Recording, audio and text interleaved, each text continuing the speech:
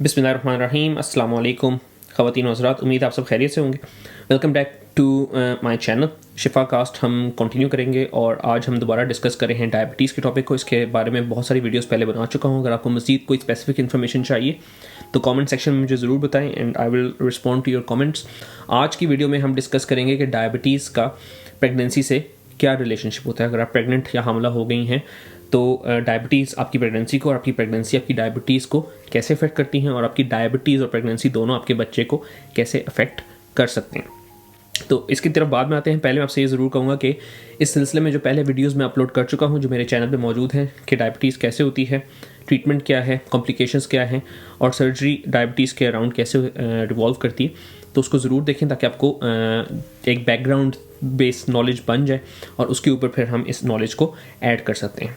तो kindly channel पर जाएँ और ये वीडियोस ज़रूर देखें।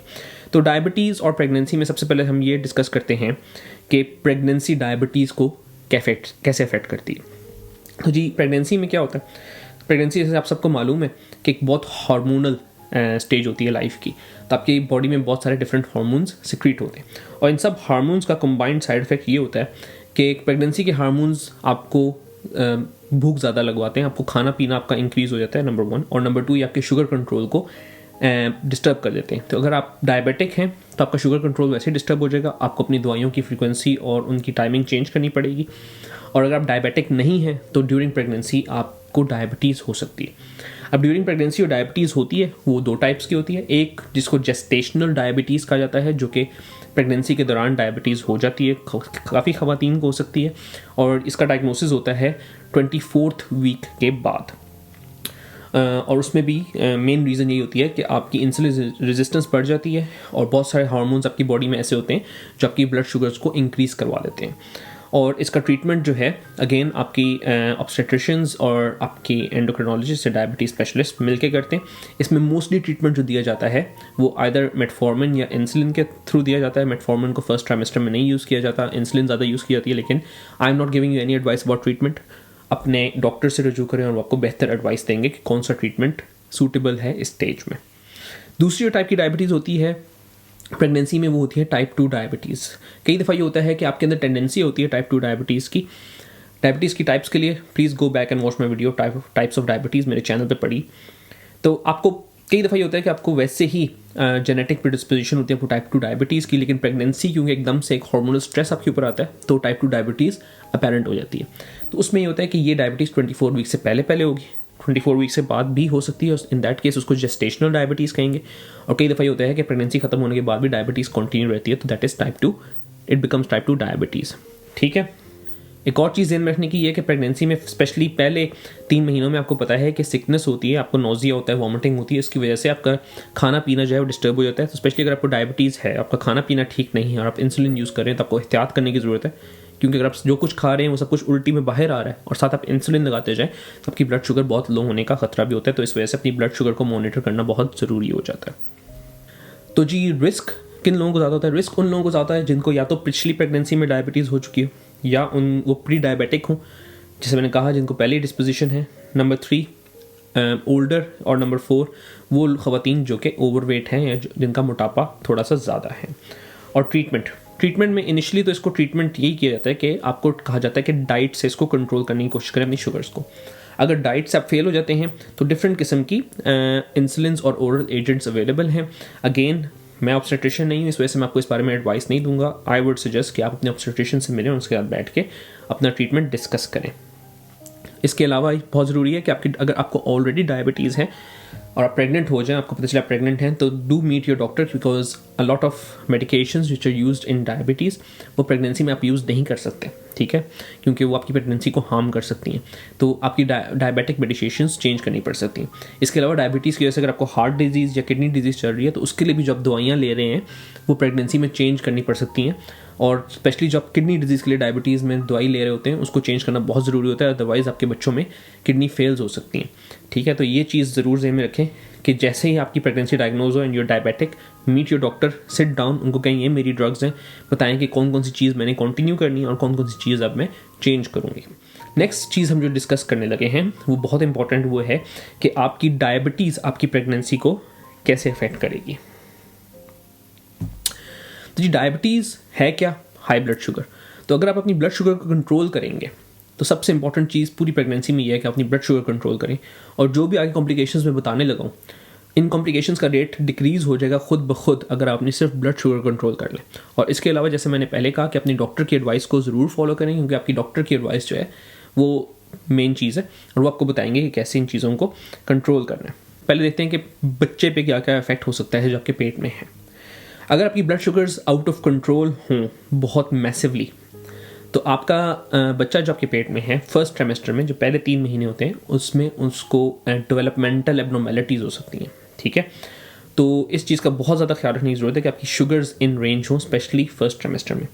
अगर आपकी शुगर्स इन रेंज ना हो, जो कि HbA1c एक ब्लड टेस्ट किया जाता है, जो कि मैंने पिछली वीडियोस में मेंशन किया, तो डॉक्टर्स जो हैं आपको एडवाइस करते हैं कि कॉन्ट्रासेप्शन यूज़ करें और प्रेग्नेंट ना हो अनटिल अनलेस आपकी शुगर का कंट्रोल अच्छा हो जाए। और उसकी मेन रीज़न यही है कि it can affect your child growth inside you, okay. तो इस चीज़ का खास ख्याल प्लीज़ रखें।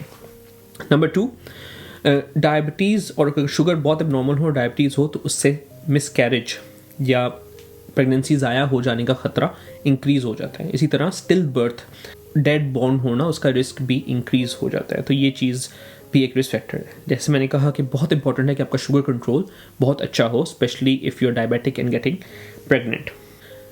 तीसरी चीज़ ये है कि जो डायबिटिक ख़वातीन होती हैं उनके बच्चे साइज़ में थोड़े बड़े पैदा होते हैं, ठीक है। तो क्योंकि बच्चों का साइज़ बड़ा होता है तो उनकी बर्थ थोड़ी सी कॉम्प्लिकेटेड हो सकती है। और नंबर 2 ये कि सिजेरियन सेक्शन का चांस जो है वो इंक्रीज़ हो जाता है। अगर बच्चे का साइज़ बहुत ज़्यादा हो और वो बर्थ कैनाल से पास ना कर सकता हो तो सिजेरियन के चांसेस इंक्रीज़ हो जाते हैं। कंजेनिटल मैलफॉर्मेशंस की मैंने जिक्र की कि अगर आपकी शुगर आउट ऑफ कंट्रोल होगी तो बच्चों को मैलफॉर्मेशन हो सकती हैं। तो उस सूरत में आपको दवाई दी जाती है जिसको फॉलिक एसिड कहा जाता है, जो आम प्रेगनेंसी में भी प्रिस्क्राइब होती है, लेकिन डायबिटीज़ में आपको बहुत हाई डोज फॉलिक एसिड दिया जाता है। और उसकी मेन रीज़न ही ये होती है कि वो कंजेनिटल एबनॉर्मेलिटीज़ को कम कराती है। तो अगर आपको डायबिटीज़ है अपने डॉक्टर से रुजू करें और वो आपको ये दवाई प्रिस्क्राइब करेंगे अगर वो समझते हैं कि this is what you need. और एक बहुत इंपॉर्टेंट चीज़ जो बेबी इफेक्ट होता है वो होता है बर्थ के बाद। जिस खातून को भी डायबिटीज़ होगी उसकी शुगर हाई होगी, तो शुगर तो आपकी बच्चेदानी को क्रॉस करके आपके बच्चे में चली जाती है, लेकिन इंसुलिन जो आप यूज़ करते हैं वो बच्चेदानी क्रॉस करके आपके बच्चे में नहीं जाती। इस वजह से बच्चे के अंदर बहुत ज़्यादा ग्लूकोज होती है। उस ग्लूकोज को कम करने के लिए बच्चा अपनी इंसुलिन बढ़ा देता है।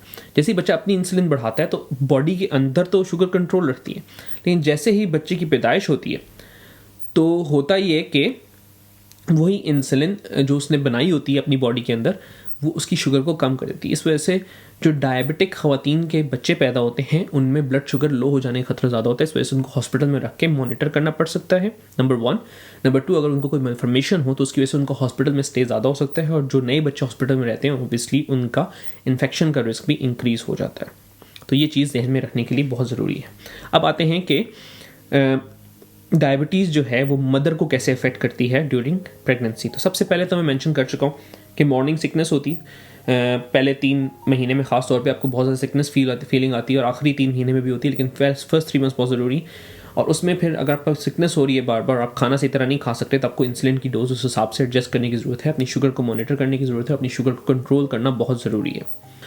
दूसरा ये होता है कि आपकी आई डिजीज़ और किडनी डिजीज़, जैसे मैं अपनी पिछली बहुत सारी वीडियोज़ में डिस्कस कर चुका हूँ कि डायबिटीज़ में आपकी अगर आपको आई डिजीज़ चल रही है और किडनी डिजीज़ चल रही है तो प्रेगनेंसी से आपकी आई और किडनी की डिजीज़ वर्स हो जाएगी डायबिटीज़ में, तो उसके लिए फॉलोअप बहुत ज़रूरी है। ख़वातीन को इन्फेक्शन का रिस्क इंक्रीज़ हो जाता है, स्पेशली पेशाब का इन्फेक्शन ख़वातीन को बहुत ज़्यादा होता है वैसे भी, लेकिन प्रेगनेंसी में इसका रिस्क वैसे इंक्रीज़ होता है। और आपको डायबिटीज़ हो तो और भी ज़्यादा रिस्क इंक्रीज़ हो जाता है। और पेशाब के इन्फेक्शन अगर ट्रीट ना किए जाएँ तो उससे भी मिसकैरेज होने का ख़तरा होता है। इसके अलावा जो डायबिटीज़ की बाकी सारी कॉम्प्लिकेशंस मैं अपनी डायबिटीज़ सीरीज़ की वीडियोस नंबर 4 में डिस्कस कर चुका हूँ, वो सारी की सारी प्रेगनेंसी में इंक्रीज़ हो सकती हैं। एक चीज़ मैं पहले मेंशन कर चुका हूँ कि at the time of delivery अगर आपको डायबिटीज़ आउट ऑफ कंट्रोल रही है, आपका बच्चा बहुत बड़ा हो, तो आपका सिजेरियन का चांस इंक्रीज़ हो जाता है। और अगर आप मेरी पिछली वीडियो देखें जिसमें मैंने डिस्कस किया है कि डायबिटीज़ और सर्जरी का आपस में क्या इंटर रिलेशनशिप है, तो आपको पता चलेगा कि आपकी ज़ख़म की हीलिंग स्लो हो जाती है और ज़ख़म में इन्फेक्शन का चांस भी इंक्रीज़ हो जाता है अगर आपको डायबिटीज़ हो तो। इस वजह से कहा जाता है कि अगर आपको डायबिटीज़ है तो आपकी डिलीवरी जो है हॉस्पिटल में होनी चाहिए। वैसे तो घरों में भी डिलीवरीज होती हैं, लेकिन हॉस्पिटल में डिलीवरी ज़रूरी है अगर आपको डायबिटीज़ हो तो। अब हम डिस्कस करते हैं जल्दी से ब्रीफली कि पैदाइश हो गई, बच्चा भी ठीक है, अम्मा भी अभी ठीक है, तो अब क्या करेंगे। तो आपको याद होगा मैंने इसे कहा कि कुछ डायबिटीज़ जो होती है जो ड्यूरिंग प्रेगनेंसी डेवलप होती है वो बच्चा पैदा होने के बाद कभी कभी ख़त्म हो जाती है। अगर तो ऐसा केस है तो आपको दवाइयाँ रोकनी पड़ेंगी, लेकिन अगेन ये आपके स्पेशलिस्ट डिसाइड करेंगे। नंबर 2, कुछ डायबिटीज़ जो ड्यूरिंग प्रेगनेंसी डेवलप होती है इट विल कंटिन्यू। अगर ऐसी भी बात है तो आपको डिफरेंट दवाइयों पे उनको डालना पड़ेगा। लेकिन ये ज़रूर ख्याल रखें, अगर आप दोबारा प्रेग्नेंट होना चाहते हैं या आपने ब्रेस्ट फीडिंग करानी है तो आपने अपने डॉक्टर को बताना है ताकि वो आपको उसके हिसाब से ऐसी दवाइयाँ दे जो ब्रेस्ट मिल्क में बच्चे में जाके कोई प्रॉब्लम कॉज ना करवाएं। नंबर 3, जब आपका एक दफ़ा बच्चा हो जाता है तो बहुत ज़रूरी है कि आपकी शुगर्स को क्लोजली मॉनिटर किया जाए, ठीक है, क्योंकि आपकी ब्लड शुगर आइदर नॉर्मल होना शुरू हो जाएंगी या ज़्यादा भी हो सकती हैं। वो डिपेंड करता है कि आपके क्या सूरत हाल है around the time of delivery. अभी के लिए इतना ही। उम्मीद है ये जो मालूमात मैंने आपको दी हैं ये आपके लिए यूज़फुल होंगी और अब से आप अपनी शुगर का बेहतर ख्याल रख सकेंगे। और स्पेशली अगर आपको प्रेगनेंसी के दौरान ये मसला चल रहा है तो ज़रूर डॉक्टर से रब्ता करेंगे। अगर मेरी वीडियो को देख के किसी को भी फ़ायदा होता है तो आई फील कि मेरा जो एक रिस्पॉन्सिबिलिटी थी वो पूरी हो गई। Thank you very much for watching this video. इंशाल्लाह नेक्स्ट टाइम दोबारा मुलाकात होगी। अब डायबिटीज़ के बाद आई एम थिंकिंग कि मैं शुरू करूँगा ब्लड प्रेशर और हार्ट डिजीज़ के मुतालिक इंट्रोडक्शंस, तो वो ज़रूर उन वीडियोस को भी देखिएगा ताकि आपके और आपके घर वाले उससे फ़ायदा हासिल कर सकें। दुआओं में याद रखिएगा। Thank you very much. Allah हाफिज़।